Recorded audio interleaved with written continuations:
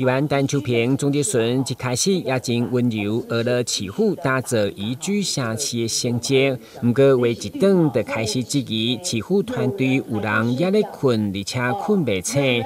原来议员就是针对电动车充电桩等设立的目标，高雄局甲高务局都有努力达成。多多经济发展局伫制定用电安全管理规范，却一直拢无作为，甚至推卸责任。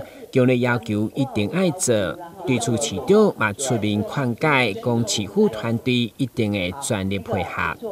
在你工作报告的时候，部门咨询我提起来讲，你说没有你们的事情，现在都是那个交通局的事情，哇，我火了。这个中央到地方都有对应的这些单位啊，你是要哪给他引？因为我跟你讲，工作报告的时间不够通常都3分钟、5分钟，哪要等一个3分钟，可能要等1、2点钟。所以我今天才会跟你讲，你到底做不做？你有做，你跟我讲你做得慢，我也不会骂你，是不是？我也会给你时间，但是不是啊？你推给别人，你到底要不要做？我现在问你。这部分我来检讨啦。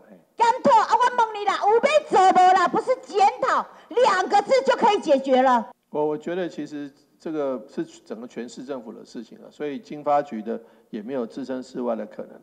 我们会请经发局来加紧来做这个该依法该做的部分。除了他自己讲的用电安全之外，那整个市府一起推动这个充电桩的部分，我们会努力来去做这个检讨。根据了解，台南市为了配合2050年净零碳排目标，府会合作伫这届第3次会期已经3读通过《营造城市管理自治条例》，其中就是要升并2040年电动车充电站加补助公寓大楼的设站比例。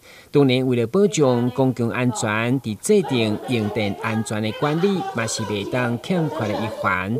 台南新闻，军籍张硕维采访报道。